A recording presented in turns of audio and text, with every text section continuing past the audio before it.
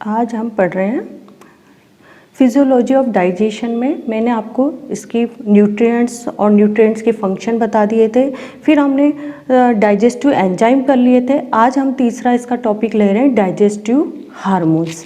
तो digestive enzyme और digestive hormones में क्या अंतर होता है? मेन अंतर यही होता है कि जो डाइजेस्टिव एंजाइम होते हैं वो किसी भी क्रिया, वो कैसे होते हैं, प्रोटीनियस होते हैं, जिनका हाई मोलिकुलर वेट होता है, और वो क्या करते हैं, किसी भी रिएक्शन का क्या करते हैं, रिएक्शन की एक्टिवेट कर, मतलब उसकी किसी भी क्रिया की गति को क्या कर देते हैं, बढ़ा देते हैं, बायोलॉजिकल होते हैं, है ना।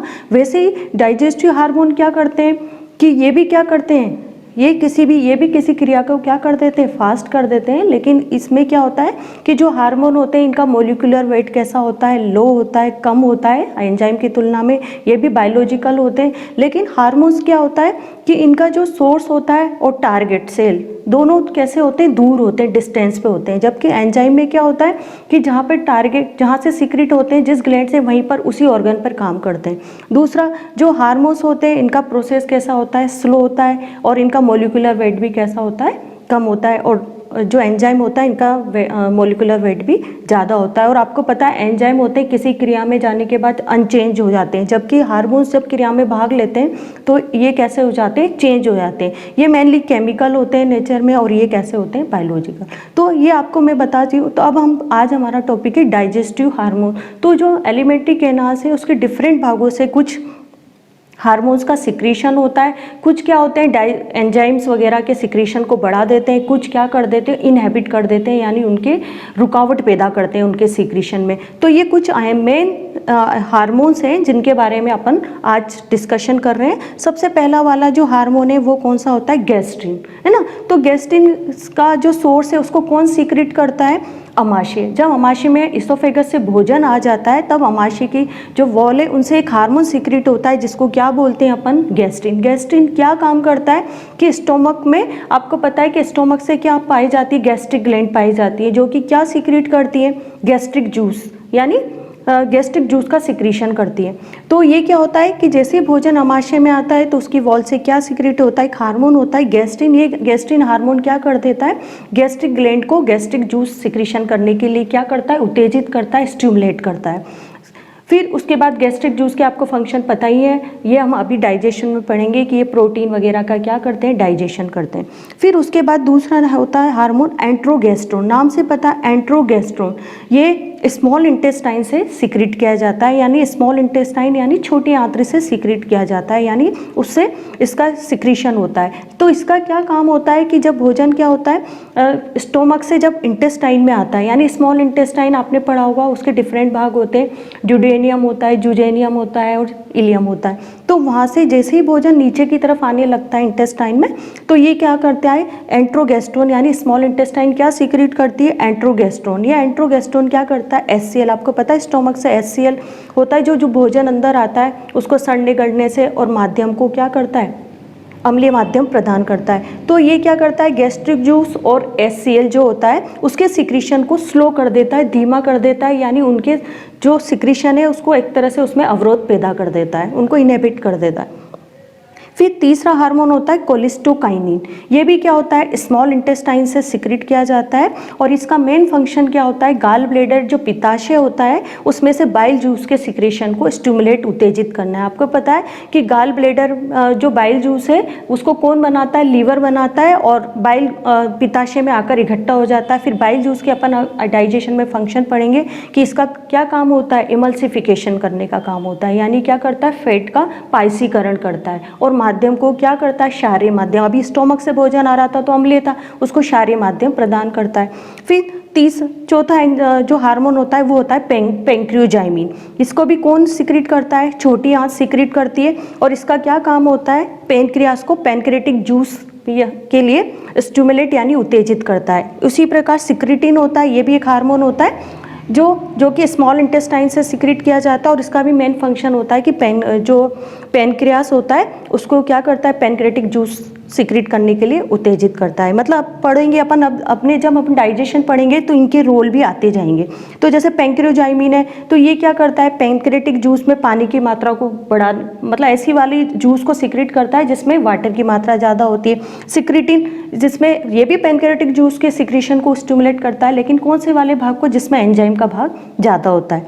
फिर दूसरा 6 नंबर का है एंट्रोकाइनिन। ये एंट्रोकाइनिन भी क्या होता है, छोटी आंत से सिक्रीट किया जाता है और इसका मेन फंक्शन होता है कि जो आंत होती है, स्मॉल इंटेस्टाइन होती है या जुजेनियम होता है, उनसे क्या होता है, एंट्रो है ना, उसका इंटेस्टाइनल जो जूस होता है उसके सिक्रीशन को क्या करते हैं, ये उत्तेजित करते हैं। वैसे डियोक्राइनिन ये भी स्मॉल इंटेस्टाइन से क्या होता है, इसका सोर्स या स्रोत कौन सा होता है, छोटी आंत यानी स्मॉल इंटेस्टाइन। ये भी क्या करता है, इंटेस्टाइनल जूस के सिक्रीशन को स्टिमुलेट करता है। तो ये मैंने आज आपका एक टॉपिक था digestive enzyme and digestive hormone. तो ये हार्मोन का एक आपको चार्ट बनाना है, चार्ट में ये इस तरह से लिखना है और इस तरह के सोर्स और इनके फंक्शन को बताना है। ये आपके दूसरा टॉपिक है आपके चैप्टर का, digestive enzyme and digestive hormone. तो इन हार्मोन का जब हम डाइजेशन सिस्टम आगे अब पढ़ेंगे, अगला टॉपिक हम तो उसमें इनके फंक्शन साथ में आते जाएंगे कि गैस्ट्रिन का रोल कहाँ पे होता है, एंट्रोगेस्ट्रोन कहाँ होता है। तो ये मैंने एक बार चार्ट से बता दिया। बाकी अपन जब डाइजेशन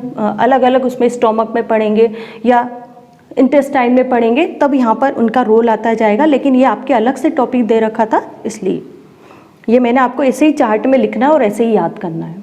अब हम अगला जो हमारा टॉपिक है वो है डाइजेशन, है ना। डाइजेशन का क्या मतलब होता है कि जो भी कॉम्प्लेक्स फूड स्टफ है या न्यूट्रिएंट्स हैं, हमने पढ़े थे कार्बोहाइड्रेट, फैट या प्रोटीन। हम फूड जो हमारा मेन फूड है वो किस फॉर्म में होता है, कार्बोहाइड्रेट, फैट और प्रोटीन की फॉर्म में। तो डाइजेशन के द्वारा जो कॉम्प्लेक्स फूड मटेरियल होता है या वो किस में बदल जाते हैं, सिंपल प्रकार के मटेरियल में। जैसे कार्बोहाइड्रेट किस में बदल जाता है, मोनोसेक्राइड में।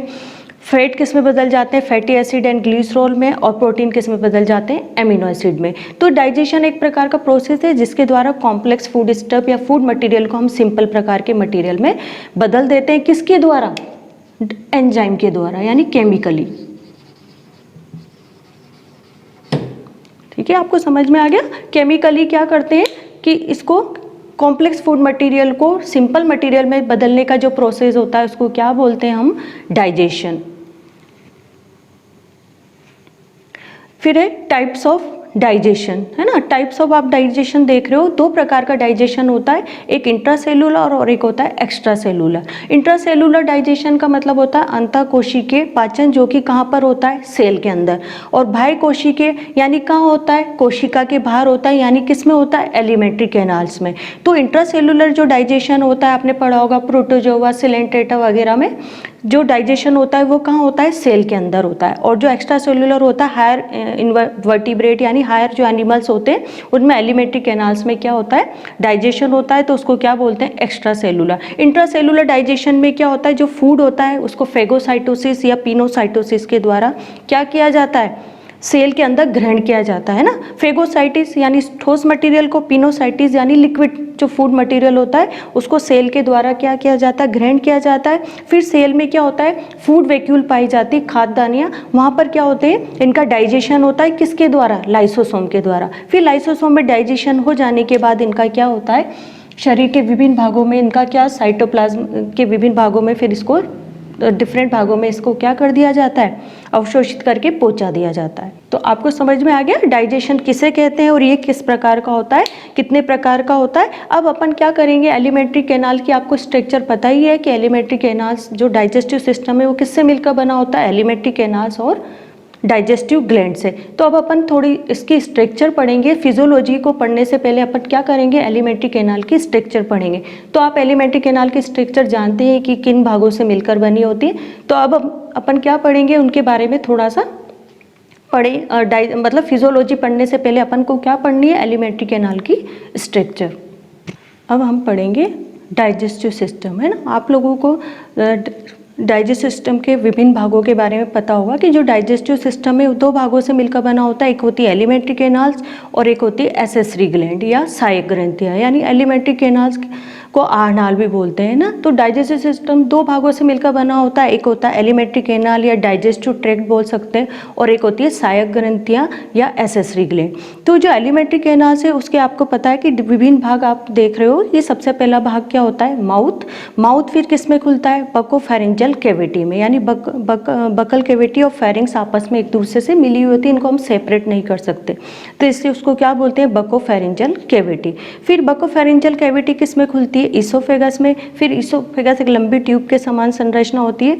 फिर इसोफेगस किस में खुलता है, स्टोमक में, और स्टोमक किस में खुलता है, इंटेस्टाइन में। फिर आपको पता होगा कि इंटेस्टाइन भी दो प्रकार की होती है, एक स्मॉल इंटेस्टाइन और एक होती है लार्ज इंटेस्टाइन।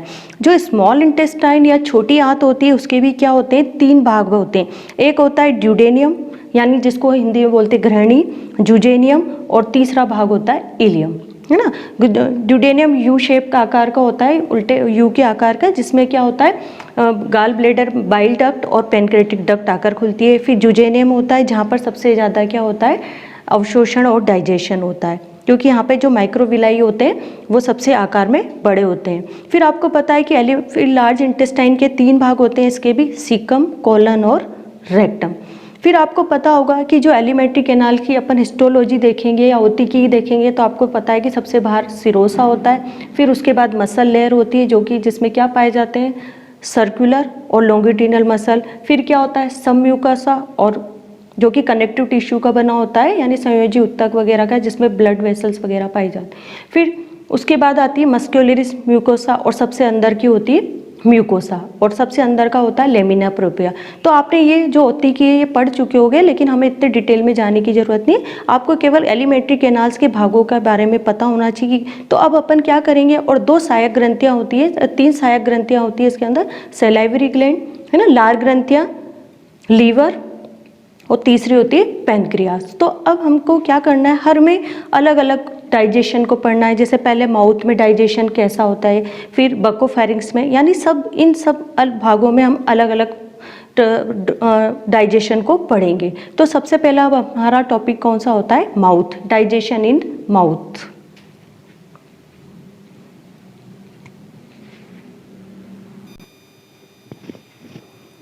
अब हम पढ़ेंगे digestion in mouth and pharyngeal cavity, है ना। तो आपको पता है कि जो हम क्या किसकी फिजियोलॉजी पढ़ रहे हैं, वर्टिब्रेट की या ह्यूमन बींग्स की पढ़ रहे हैं। तो माउथ कैसा होता है, एक स्लिट लाइक होता है, जो कि किस में खुलता है, वेस्टिब्यूल में। वेस्टिब्यूल क्या होती है, कैविटी होती है जो चिक, जो हमारे गाल और जो चिक बोलते हैं ना, जिनको जबड़ों और चिक के बीच में जो कैविटी होती है उसको क्या बोलते हैं अपन, वेस्टिब्यूल। यानी माउथ किस में खुलता है, कैविटी में खुलता है, जिसको क्या बोलते हैं अपन, वेस्टिब्यूल।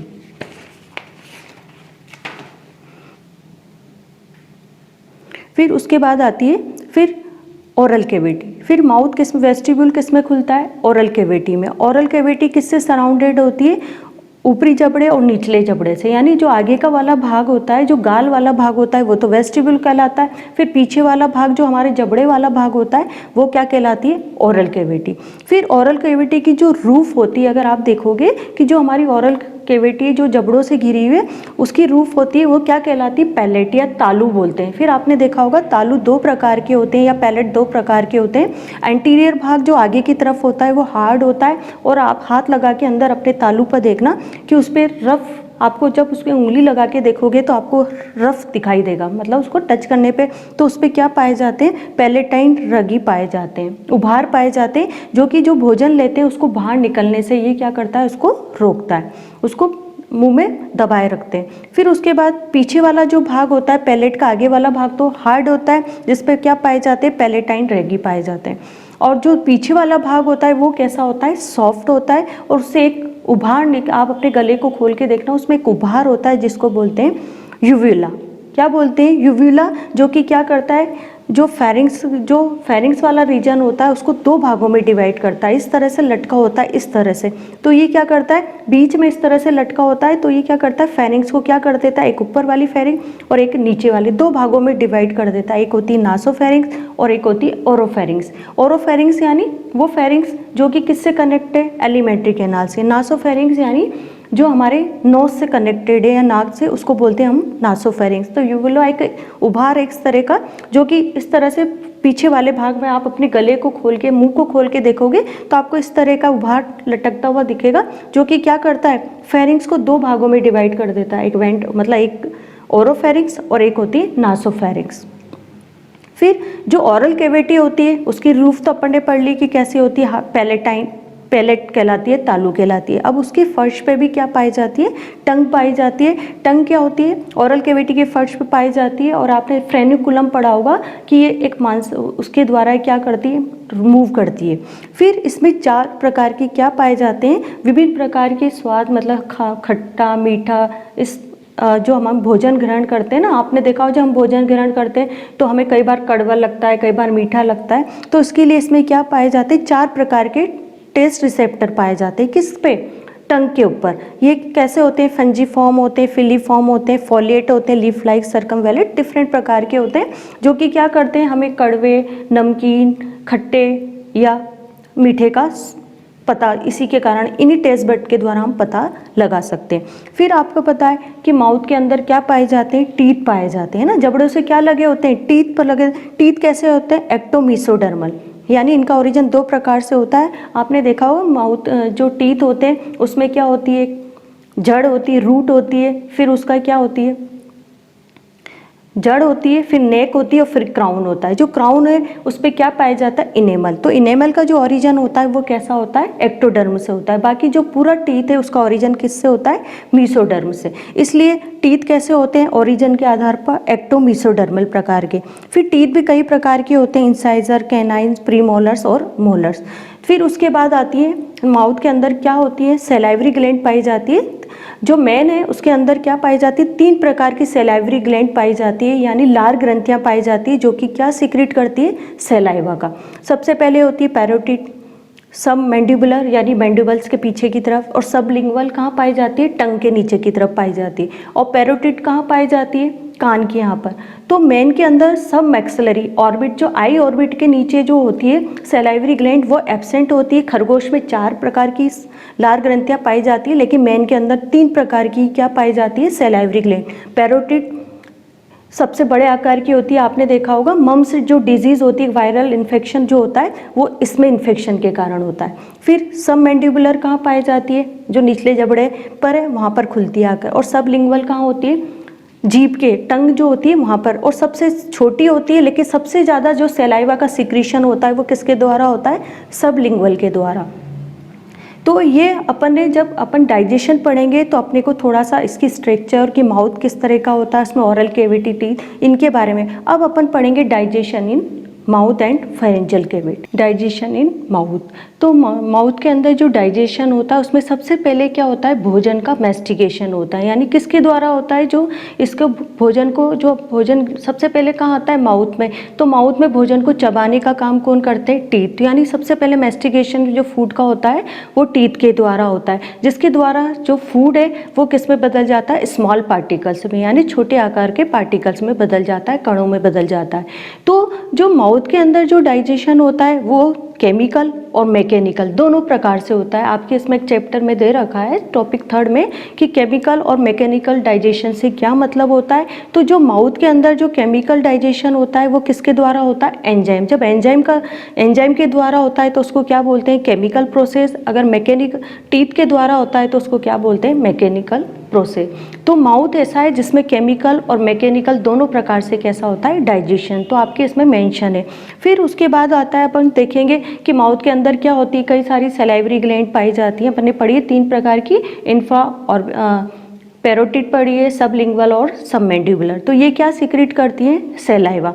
तो सैलाइवा मतलब सैलाइवा कितने लीटर, एक दिन में कितने लीटर सैलाइवा का सिक्रीशन होता है, 1 से लेकर 1.5 लीटर तक। फिर इसकी पीएच कितनी होती है, 6.3 से 6.8 तक होती है। वाटर 99.5%। और इसके अंदर साल्ट पाए जाते हैं, इनऑर्गेनिक और ऑर्गेनिक, यानी अकार्बनिक और कार्बनिक। इनऑर्गेनिक यानी अकार्बनिक में क्या होते हैं, सोडियम, पोटेशियम वगैरह के क्लोराइड वगैरह। और ऑर्गेनिक में क्या आते हैं, एंजाइम। पहला होता है टाइलिन, या इसको बोलते हैं अपन टाइलिन, पुराना नाम है, अब इसको किस नाम से बुलाते हैं अपन, एमाइलेज, माल्टोस, और एक होता है लाइसोजाइम।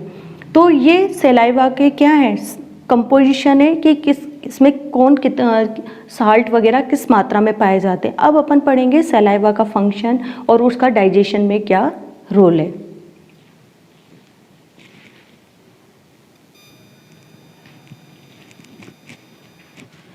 अब हम पढ़ेंगे फंक्शन ऑफ सलाइवा। सलाइवा के क्या फंक्शन होते हैं। पहला फंक्शन होता है डाइजेशन में, है ना। पाचन में क्या करता है कि जो भोजन में जो स्टार्च होता है, जो स्टोरेज फूड स्टार्च होता है, तो टाइलिन क्या करता है, स्टार्च एक पॉलीसेकेराइड है, उसको किस में बदल देता है, डाइसेकेराइड यानी माल्टोस में, है ना। टाइलिन लार ग्रंथियों से सिक्रेट किया जाता है, एक एंजाइम है जो कि क्या करता है, स्टार्च को क्या कर देता है, माल्टोस में बदल देता है। माल्टोस कैसा होता है, डाइसेक्राइड। फिर इसमें एक और एंजाइम होता है माल्टेस, जो कि माल्टोस को क्या कर देता है, ग्लूकोज में बदल देता है। माल्टोस क्या होता है, डाइसेक्राइड ग्लूकोज प्लस ग्लूकोज से मिलकर बना होता है, तो माल्टेस उसको क्या कर देता है, मोनोसेक्राइड में बदल देता है।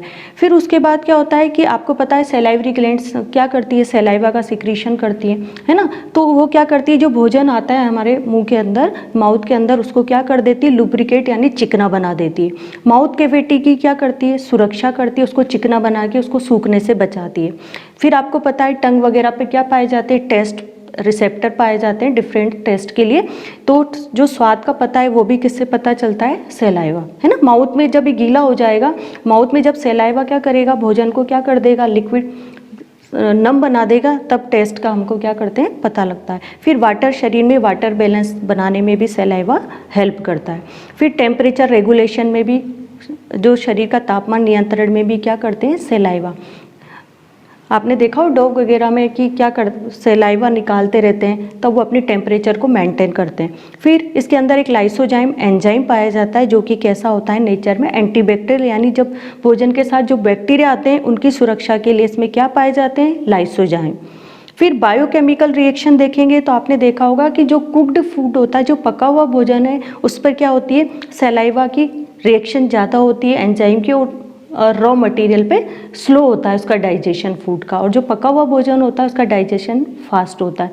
फिर जो सलाइवा का सिक्रीशन होता है, जो सलाइवरी ग्लैंड का जो सिक्रीशन होता है, उसका कंट्रोल किसके द्वारा होता है, नर्वस सिस्टम के द्वारा, यानी तंत्रिका तंत्र के द्वारा।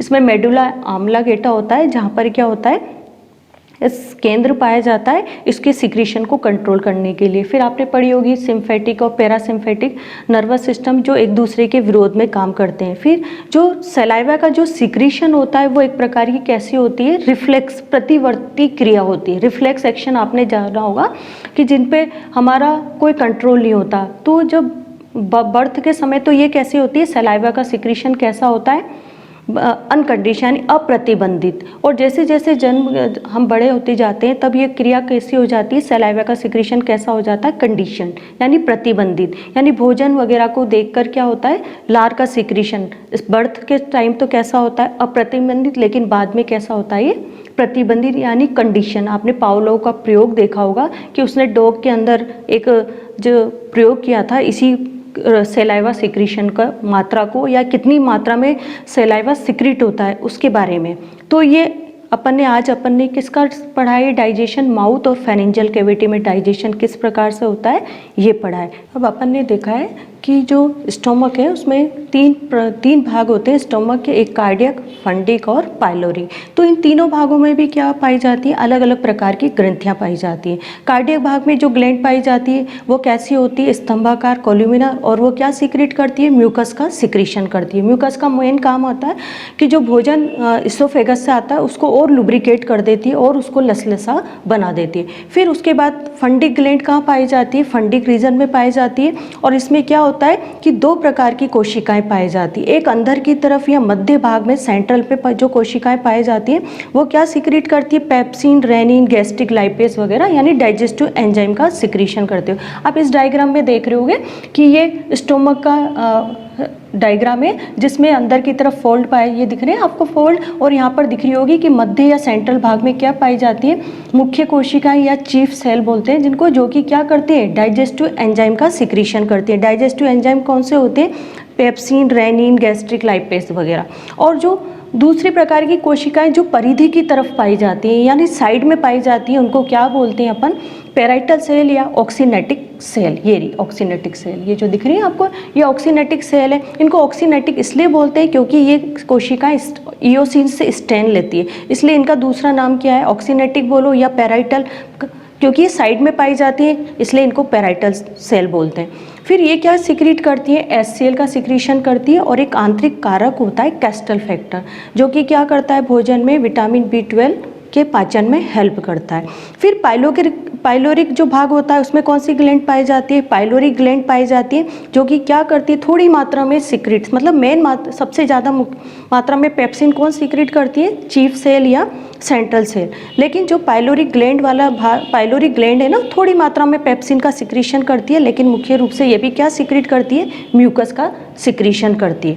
फिर अपन गैस्ट्रिक जूस का जब अपन कंपोजिशन देखेंगे या इनका संगठन देखोगे तो ये 1 से 1.5 लीटर पर आवर है ना, इतना सिक्रीशन होता है। इनकी पीएच, अब HCl का सिक्रीशन होता है तो पीएच कैसी होती है, 1 से 1.5 तक, यानी कैसी होती है, स्टोमक में जो भोजन आता है कौन से माध्यम होता है, अम्लीय माध्यम होता है। वाटर होता है 99.9%, और इनऑर्गेनिक कुछ साल्ट होते हैं, सोडियम, पोटेशियम, कैल्शियम वगैरह के, और कुछ और डाइजेस्टिव एंजाइम पाए जाते हैं, पेप्सिनोजन, प्रोरेनिन, लाइपेस। तो जो स्टोमक या जो भी डाइजेस्टिव एंजाइम होते हैं वो सब कैसे होते हैं, इनएक्टिव कंडीशन में होते हैं। अगर ये एक्टिव रहेंगे तो लगातार क्या होगा, पाचन होता रहेगा। तो हमेशा जो एंजाइम होते हैं वो सब कैसे पाए जाते हैं, अक्रिय यानी इनएक्टिव फॉर्म में पाए जाते हैं।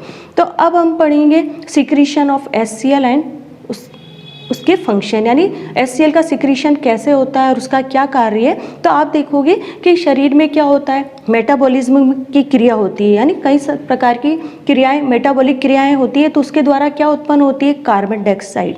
तो कार्बन डाइऑक्साइड जो होती है वो क्या होती है, पानी के से मिलकर, भाई HCl का क्या होता है कि कार्बन डाइऑक्साइड कहाँ से आई, मेटाबॉलिक क्रियाओं के द्वारा जो रिएक्शन होती है उनसे क्या उत्पन्न होती है, कार्बन डाइऑक्साइड। ये कार्बन डाइऑक्साइड H2 यानी पानी से मिलकर क्या बना देती है, कार्बोनिक एसिड। तो क्या होता है कि जो पैराइटल जो सेल होती है ना, उसमें क्या पाया जाता है, पानी और एक वो कार्बोनिक एनहाइड्रेस, एक एंजाइम पाया जाता है जो कि क्या बनाता है, कार्बोनिक एसिड। फिर कार्बोनिक एसिड क्या हो जाता है, वियोजित हो जाता है, और ये क्या बना देता है, कार्बोनेट और हाइड्रोजन आयन। तो कार्बोनेट आयन तो कहाँ चले जाते हैं, ब्लड के अंदर, और जो हाइड्रोजन आयन है ये कहाँ आ जाते हैं, पैराइटल जो कोशिकाएं होती है, ऑक्सीनेटिक जो कोशिकाएं होती है उनकी लेक्यूनी में आकर इकट्ठे हो जाते हैं। समझ रहे हो मेरी बात को, कि भाई ये क्या होता है, कार्बोनिक एसिड क्या होता है, 2 भागों में वियोजित हो जाता है, कार्बोनेट है ना, कार्बोनेट आयन और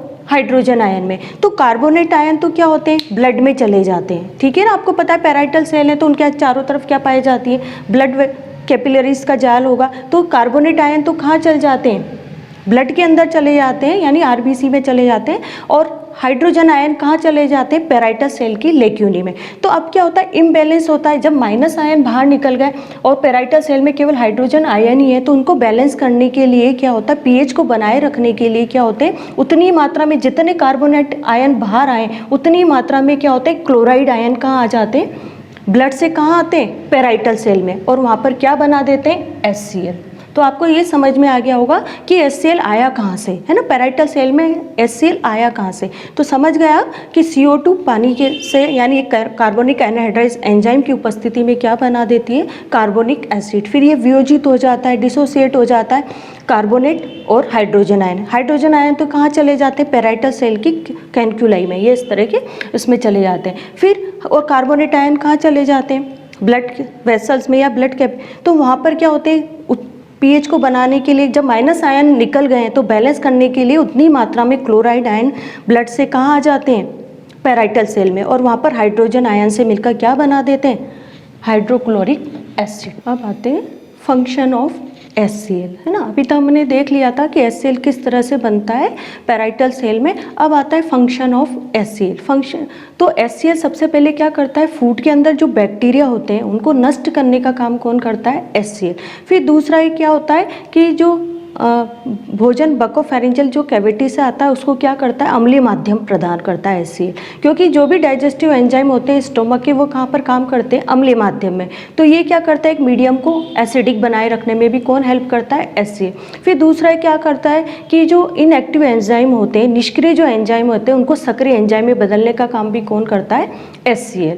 फिर उसके अलावा जो भोजन के अंदर जो हार्ड पोर्शन होता है ना, उनको पचाने, उनको सॉफ्ट करने का काम भी कौन करता है, HCl। उसके अलावा क्या करता है, ये पाइलोरिक ओपनिंग जो होती है ना, जो ग्रहणी में खुलती है, उसको कंट्रोल या उसको नियंत्रित करने का काम भी कौन करता है, HCl करते हैं। तो आपको समझ में आ गया होगा कि HCl किस तरह से पैराइटल कोशिकाओं में बनता है और इसका मेन फंक्शन क्या होते हैं। फिर उसके बाद अब आते हैं कि गैस्ट्रिक एंजाइम जो होते हैं वो किससे सीक्रेट होते हैं, चीफ सेल से, यानी मुख्य कोशिकाओं से।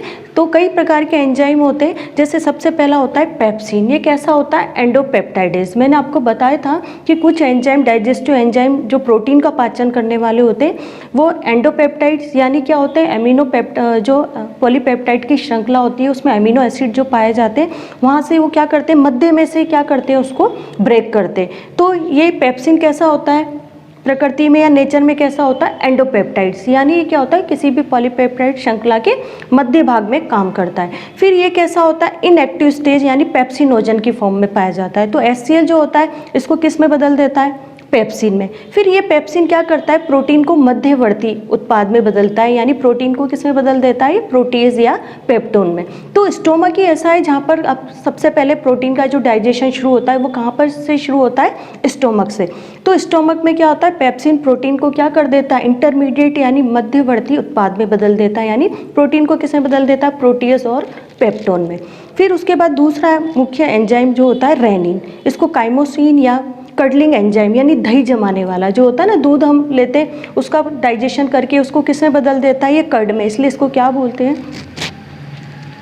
Cuddling enzyme. ठीक है, तो ये क्या करता है, प्रोरेनिन क्या करता है, प्रोरेनिन HCl के द्वारा किस में बदल जाता है, रेनिन में। फिर रेनिन कैसिनोजन, जो दूध के अंदर जो कैसिनोजन होता है उसको ये किस में बदल देता है, कैसिन में। फिर कैसिन रेनिन और कैल्शियम आयन की उपस्थिति में किस में बदल जाता है, कैल्शियम पर कैसिनेट में। तो फिर उसके बाद क्या होता है, पेप्सिन कैल्शियम पर कैसिनेट जो होता है ना, वो दूध के अंदर जो प्रोटीन, उसको किस में बदल देता है, प्रोटीन में बदल जाता है। तो ये सबसे इंपॉर्टेंट एंजाइम है किसका, स्टोमक का। फिर उस थोड़ी मात्रा में गैस्ट्रिक लाइपेज भी सिक्रीट किया जाता है स्टोमक के द्वारा, जो कि क्या करता है, फैट जो होते हैं ट्राइग्लिसराइड, यानी किससे मिलकर बने होते हैं, फैटी एसिड और ग्लिसरॉल से। तो उनको भी ये क्या कर देता है, फैटी एसिड और ग्लिसरॉल में ब्रेक कर देता है, तोड़ देता है। फिर थोड़ी मात्रा में इसमें क्या पाया जाता है, एमाइलेज। हमने पढ़ा था कि जो सलाइवा है उसमें क्या पाई जाती है, एमाइलेज, जो क्या करता है, स्टार्च को माल्टोस में बदल देता है। लेकिन इसके अंदर स्टोमक में जो एमाइलेज होता है इसका क्या फंक्शन होता है, इसके बारे में कुछ ज़्यादा पता नहीं है। फिर म्यूकस होता है, ये नेचर में कैसी होती है, ग्लाइकोप्रोटीन होती है, और इसका म्यूकस जो होता है इसका मेन फंक्शन क्या होता है, जो भोजन स्टोमक में आता है उसको क्या कर देता है, ये लुब्रिकेट कर देता और चिकना और लसलसा बना देता है, जिसके द्वारा भोजन किसे बदल जाता है, काहे में। अब एक और मैंने बताया था कि जो ऑक्सीनेटिक या पैराइटल सेल है वो एक फैक्टर, इंट्रेंसिक फैक्टर, यानी जिसको कैस्टल फैक्टर भी बोलते हैं या आंतरिक, हिंदी में बोलते हैं आंतरिक कारक। तो इसका क्या होता है कि भोजन में जो विटामिन B12 आता है, जब हम भोजन ग्रहण करते हैं तो आपने देखा है ना, भोजन में क्या क्या पाए जाते हैं, हम भोजन किस रूप में लेते हैं, कार्बोहाइड्रेट, प्रोटीन, विटामिन वगैरह। तो भोजन के अंदर जो विटामिन B12 आता है, तो ये जो इंट्रेंसिक फैक्टर है ये क्या कर देता है, RBC के फॉर्मेशन में हेल्प करता है ना, RBC के फॉर्मेशन में, यानी RBC को ब्लड कोशिकाओं राग को बनाने में क्या करता है, हेल्प करता है। इसलिए ये इंपॉर्टेंट होता है, ये कई बार एक नंबर में पूछ लिया जाता है आपसे। तो ये आपको समझ में आ गया होगा कि किस प्रकार से HCl और गैस्ट्रिक एंजाइम का फूड पे रिएक्शन होता है। ये सारे एंजाइम आपको लाइन से याद होनी चाहिए। कभी आ जाता है स्टोमक, बताइए स्टोमक पे किस प्रकार का डाइजेशन होता है, तो आपको सारे एंजाइम और इसी तरह लिखना है इसके बारे में।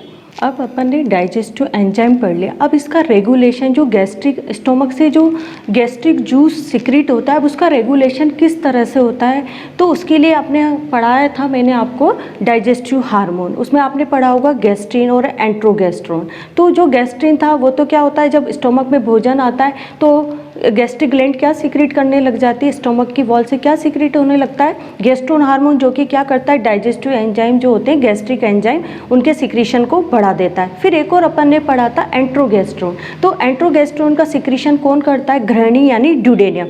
तो जैसे ही स्टोमक से भोजन ड्यूडेनियम यानी घृणी के अंदर आता है, तो घृणी यानी ड्यूडेनियम क्या सीक्रेट करता है, एक हार्मोन सीक्रेट करता है जिसको क्या बोलते हैं हम, एंट्रोगेस्ट्रोन। ये एंट्रोगेस्ट्रोन क्या करता है कि जो स्टोमक की मोटिलिटी होती है यानी उसकी जो कार्य क्षमता होती है उसको क्या कर देता है, स्लो कर देता है, धीमा कर देता है ना। जिससे भोजन क्या होता है, भोजन का जो अम्लीय माध्यम और ये सब कैसे हो जाते हैं, स्लो, जो स्टोमक की भोजन पचाने की क्षमता या डाइजेशन की वो सब कैसी हो जाती है, धीमी हो जाती है। तो आप समझ गए होंगे कि एंट्रोगेस्ट्रोन गैस्ट्रिन का कैसा होता है, एंटागोनिस्टिक, विरोधी होता है। गैस्ट्रिन हार्मोन क्या करता है, डाइजेस्टिव गैस्ट्रिक जूस के सिक्रेशन को बढ़ा देता है, एंट्रोगेस्ट्रोन क्या करता है, सिक्रीशन को स्लो कर देता है। फिर हम देखते हैं कि स्टोमक के फंक्शन, अब हमने इसका डाइजेशन पढ़ लिया, तो मेन क्या काम करता है, स्टोमक क्या काम करता है, भोजन को स्टोर रखने का काम करता है ताकि उस पर गैस्ट्रिक जो एंजाइम है उनका रिएक्शन होता है, यानी भोजन बहुत देर तक, मतलब 2-3-4 घंटे किस में रुकता है, स्टोमक में। तो ये क्या करता है, भोजन को संग्रहित करने का यानी स्टोर करने का काम कौन करता है, स्टोमक। ये फूड को क्या होता है, बोलस के रूप में जो इसोफेगस से भोजन आया था उसको किस में बदल देता है, ये काइम में। ये चीज़ ध्यान रखना कि इसोफेगस से भोजन किस फॉर्म में बदलता है, बोलस में। फिर बोलस की फॉर्म में स्टोमक में जब भोजन आता है और ये ड्यूडेनियम में जाएगा यानी स्मॉल इंटेस्टाइन में जाएगा, तब ये क्या कहलाता है, काइम, यानी भोजन और पतला हो जाता है। फिर ये अपन ने HCl के फंक्शन में पढ़ाई था कि स्टोमक क्या करता है कि भोजन के साथ जो बैक्टीरिया आते हैं उनको नष्ट करते हैं, उसके अंदर जो गैस्ट्रिक जूस होते हैं वो प्रोटीन और मिल्क, जो रेनिन होता है, मिल्क के अंदर जो प्रोटीन है उसको किस में बदल देता है, प्रोटीएस के अंदर।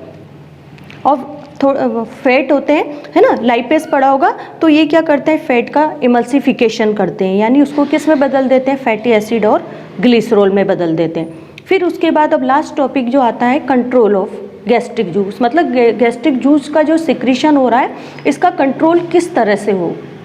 तो उसके लिए क्या होते हैं, 2 प्रकार की होती है, हार्मोन वाली तो हमने पढ़ ही लिया, हार्मोन के द्वारा किस तरह कंट्रोल किया जाता है, गैस्ट्रिन और एंट्रोगेस्ट्रोन। अब है नर्वस यानी तंत्रिका तंत्र के द्वारा गैस्ट्रिक जूस का सिक्रीशन किस तरह नियंत्रित किया जाता है। तो उसकी 3 स्टेज होती है, एक होती है सिफेलिक, गैस्ट्रिक फेस और थर्ड होती है इंटेस्टाइनल फेस। तो सिफेलिक जो फेस होता है ना, तो आपने देखा होगा कि जैसे व्यक्ति, कोई भी व्यक्ति जैसे ही भोजन को देखता है ना, तो भोजन को देखने पर उस भोजन को देखने से एक क्या होती है, प्रतिवर्ती क्रिया होती है, रिफ्लेक्स एक्शन होता है, जिसके द्वारा क्या होता है, स्टोमक में थोड़ी मात्रा में क्या होता है, गैस्ट्रिक एंजाइम का सिक्रीशन होने लगता है। समझ रहे हो आप, जैसे हम कोई अच्छा भोजन देखते हैं तो हमारे मुंह में क्या होने, एक रिफ्लेक्स है, लार का सिक्रीशन होना, एक प्रकार की क्या है, मुंह में पानी आना, जैसे बोलते हैं ना, कुछ अच्छी चीज़ खाने को देखते हैं तो उस प्रकार क्या होता है कि जैसे अच्छा भोजन या भोजन देखते हैं तो हमारे आप अपने आप भूख लगने लगती है हमको, तो वो वाली स्टेज क्या कहलाती है, सिफेलिक स्टेज। सिफेलिक स्टेज में भोजन को देखते ही क्या होती है, रिफ्लेक्स एक्शन होता है, और क्या होता है, थोड़ी मात्रा में स्टोमक की गैस्ट्रिक ग्लैंड क्या सीक्रेट करने लग जाती है, गैस्ट्रिक जूस का। जब भोजन पूरी तरह से कहाँ आ जाता है, स्टोमक में आ जाता है, तो उसको क्या बोलते हैं, गैस्ट्रिक फेस बोलते हैं। अब गैस्ट्रिक ग्लैंड क्या करती है, गैस्ट्रिक जूस या एंजाइम का सिक्रीशन करती है। फिर उसके बाद क्या होता है, डाइजेशन के बाद जब भोजन कहाँ जाता है, ड्यूडेनियम में जाता है, तो ड्यूडेनियम में क्या होती है, एक सेंसरी, एक संवेदी क्रिया होती है, और थोड़ी मात्रा में क्या होता है, गैस्ट्रिक जूस का सिक्रीशन होता है। मतलब पूरी तरह खत्म ना होकर थोड़ी मात्रा में गैस्ट्रिक जूस का सिक्रीशन होता है, उसको क्या बोलते हैं, इंटेस्टाइनल फेस। यानी भोजन जब काइम की फॉर्म में कहाँ जाता है, इंटेस्टाइन में, यानी ड्यूडेनियम में जब जाता है तो एक संवेदी क्रिया होती है जिसके द्वारा क्या होता है, भोजन मतलब गैस्ट्रिक ग्लैंड क्या थोड़ी मात्रा में एक्टिव हो रहती है, पूरी तरह खत्म तो होती नहीं कि भोजन उधर चला गया, तो थोड़ी मात्रा में क्या सिक्रीट करती है, गैस्ट्रिक जूस का सिक्रीशन करती है। तो ये आज मैंने आपको डाइजेशन पढ़ाया है, किसके अंदर, स्टोमक एंड इसोफेगस में, कि इसोफेगस से भोजन आता है फिर कहाँ जाता है, स्टोमक में। स्टोमक में क्या होता है, HCl का सिक्रीशन होता है जो कि एंजाइम्स को सबको एक्टिव बना देता है। फिर इसमें प्रोटीन और थोड़ी मात्रा में फैट वगैरह का क्या होता है, डाइजेशन होता है। फिर इसका कंट्रोल होता है किसके द्वारा, हार्मोन और एंजाइम, हार्मोन के द्वारा और नर्वस सिस्टम के द्वारा। तो ये आपको पूरी तरह समझ में आ गया होगा, डाइजेशन इन स्टोमक।